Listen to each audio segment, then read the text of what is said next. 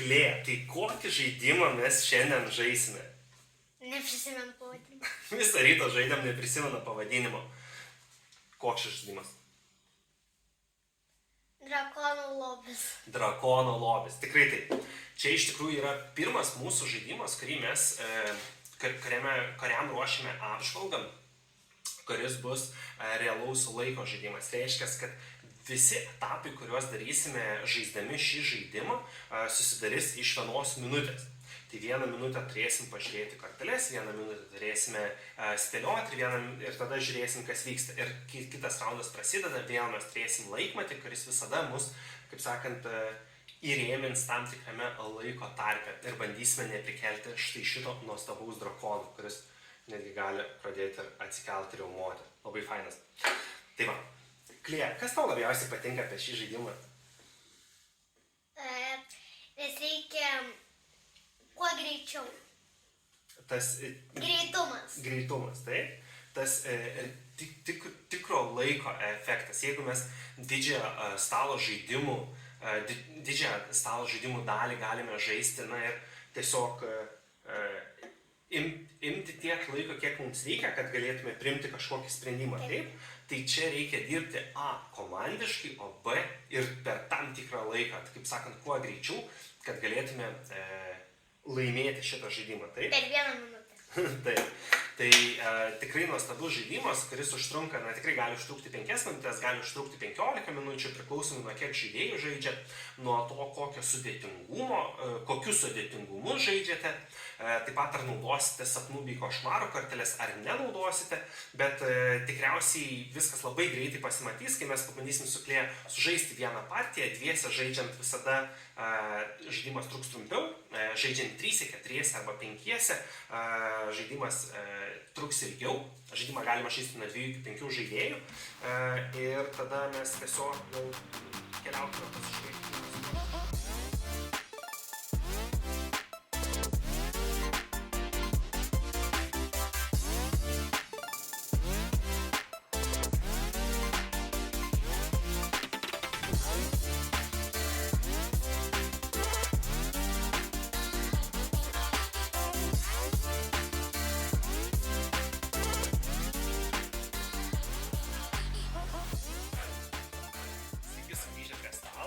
Klė, kiek užtruko pasiruošti žaidimui? Nežinau, gal 5 minutės. Aš manau, kad kokių 30 sekundžių, jeigu taip atvirai. Aišku, mes jau žaidimą visą rytą žaidėme, tai žaidimas buvo ant stalo, bet realiai pasiruošti žaidimą užtrunka tikrai labai greitai, taip? Nes ir dėžėje kaip būna. Visiškai taip. Viso ko išimti drakoną, jį sustatyti ir tada pasirenkam vieną iš veikėjų, atsiverčiam 4, jeigu žaidžiame dviese, galim po 5 arba 6, priklausomai kaip mes norim kokį sudėtingumą žaisti. Taip. Lygiai taip pat yra sapnų ir košmaro kortelės, apie jas truputį vėliau. Ir čia yra mūsų lobis, kurį prieš žaidžiant mes uždengiame dėžę ir pakratome, kad išsimaišytų. Taip. Tai va, tai Klė, koks veikėjas nori būti? Aš noriu varną. Gerai, aš tai būsiu šitas lapiukas. Dabar kas vyksta, kaip žaidimas vyksta? Vienas žaidėjas bus laiko prižiūrėtojas, kiekvieną raundą tas žaidėjas bus vis kitas žaidėjas. Tokiu atveju, tarkim, šį raundą būsiu aš laiko prižiūrėtojas, tai aš apverčiu laiką ir mes turime minutę pasižiūrėti, kokia eilė ir kokius dalykus mums reikia surasti. Mano atveju man reikia surasti sidabrinę monetą, taip pat šitą bombą, reikia surasti maišą kristalų, o tau netgi 2 vienodus reikės surasti, taip, ir taip pat skrynę. O, jau 3 kartą knyga tokia pat. Tai čia nėra tiek daug šitų daiktų, todėl mes juos žaidžiant karts nuo karto vis matysime tuos pačius ir kuo daugiau žaisim, tuo mes labiau gausim pasikartuojančius dalykus, kurias reikia surasti. Bet tai visiškai nėra jokio skirtumo, ar mes 1 kartą matėm, ar 10 kartų matėm, kiekvieną kartą eidami ieškoti lobio, mes ieškom iš visų kortelių iš naujo ir vėl žiūrėsim, kol atrasim. Tai va, vienas tokių esminių momentų, mes turime minutę, tai tą minutę vis dar einam, keliauja štai čia, kad įsimintume. Tai kiekvienas bandom įsiminti savo ir kadangi aš esu šį raundą laiko prižiūrėtojas, aš negalėsiu padėti Klėjai sakyti, aš tik tai galėsiu pasakyti parodyti, kur man reikia kokio daikto, bet negalėsiu daugiau pasakinėti nieko. Tai minutę dar turim, bandom įsiminti, nes ne tik svarbu tą patį daiktą atrasti, tačiau svarbu ir eiliškumas, kad aiškiai žinotume, kur kas yra. Tai aš turiu monetą, bombą, maišą ir skrynę. Tai aš sukeisiu skrynę su šitais su lobiu, kad būtų logiškiau. Šarvas, knyga, kaulas. Šarvas, knyga, kaulas. Gerai, viskas. Praėjo mūsų minutė, kaip matome, išbėję visą.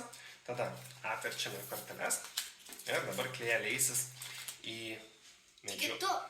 Aš leisiuos. Ne, tai tu leiskis, aš laiko prižiūrėtoju šį raundą, kitą raundą aš būsiu. Laimėsime žaidimą tada, jeigu išbūsime 3 raundus neprikėlę dinozaurą mūsų. Arba drakoną. Drakono dinozaurą. Čia drakonas, tai drakono lobis, taip, čia yra drakonas, labiau nei dinozauras. Na tai klėja, tada pradedam minutę ir pradedam, taip?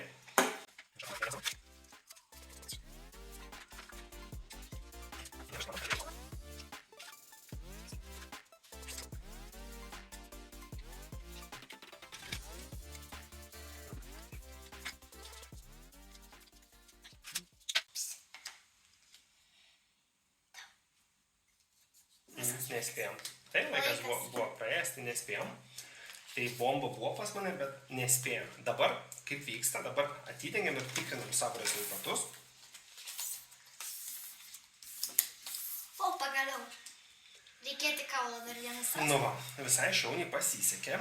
1, 2, 3, 4 eina. Tai vadinasi, taip atidengiame šitą. 4. 1, 2, 3, 4. Jeigu taip nutiktų, kad šitas sapnas ateitų iki paskutinio drakono šitų skilutės, tada drakonas pabunda ir mes žaidimo pralošim. Tai šituo atveju gerai, šitas pasilieka, kas dabar vyksta, mes, kadangi kitas raundas gaunam po 1 ekstra, tai... O, geras. Dabar taip, dabar pasižiūrim taip. Kaulas auksinė moneta. Kaulas auksinė moneta. Kaulas auksinė moneta. Kaulas auksinė moneta. Oi. Dabar palauk, šitie grįžtam. Dabar tu apsivers tik tai kaulą ir auksinę monetą, nes tik juos reikia tau belieka atsakyti. Na ir dabar apversk, tada aš...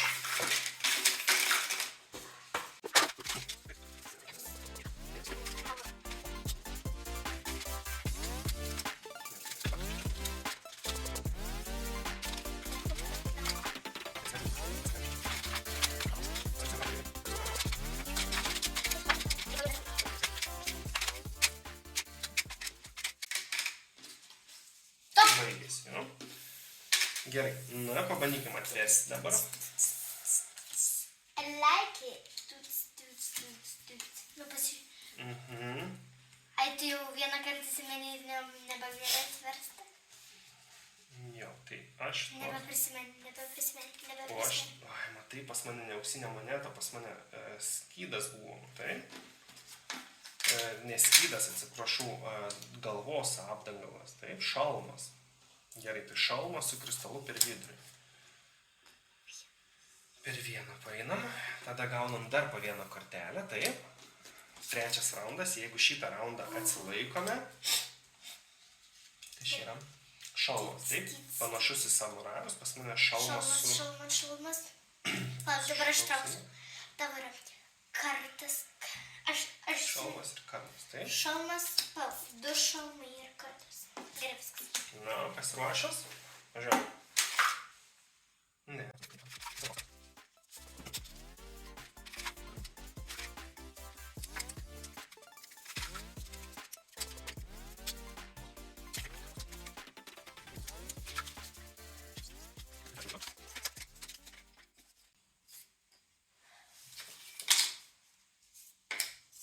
Laikas.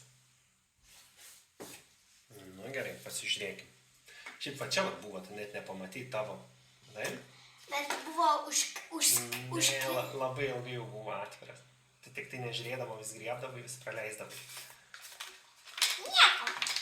Tai aišku, nieko, tai va čia mano buvo. O čia Taip, gerai, žiūrėk, pasižiūrim, čia toks ar ne toks? Turėtų- Mano taip, teisingai Turėtų atsakytas. taip pat būti. Aha, padėk. Tai dabar mes turim 2 neatsakytus, tai per 2 dar painam į priekį. Tai būtų 1 ir 2. Ir žiūrėk, ir mes išgyvenom 3 raundus, todėl mes laimėjom Klėja šitą žaidimą. Ačiū tau. Dabar dar vienas dalykas, ko mes nepadarėm, tai po kiekvieno atvertimo mes galėjom rinktis, kurią kortelę traukti, jeigu norime. Tai galime žaisti su sapnų ir košmaro kortelėmis. Sapnų kortelės galime, tarkim, duoti, kad reikia, pavyzdžiui, tik šnabždėtis ar dar kažkoks special dalykas. Tačiau viso ko esmė yra, kad sapnų kortelės, jos galioja 1 kartą, nebent pasirinkam, kad žaisti, kad jos galiotų iki galo.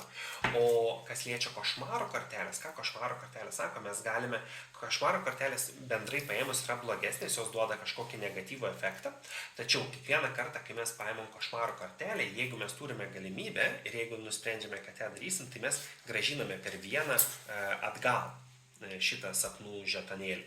Todėl prailginam, kaip sakant, duodam savo, apsunkinam žaidimą, bet to pačiu duodam savo didesnį šansą, kad būtų galima laimėti šį žaidimą.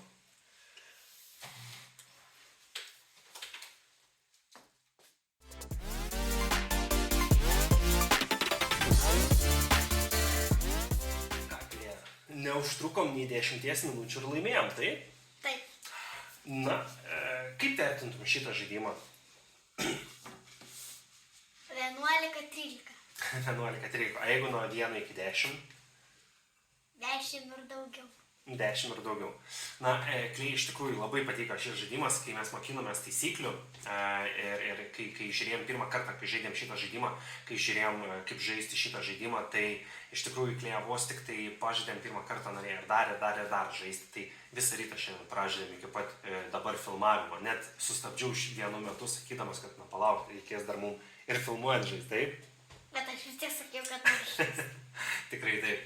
Iš tikrųjų, tas momentas man irgi labai patinka, kad yra realaus laiko žaidimas. Tai žaidimui neleidžia per daug užsistovėti ant stalo, mes jį galim sužaisti per 5-15 minučių, priklausomai kaip sekasi, kokia partija.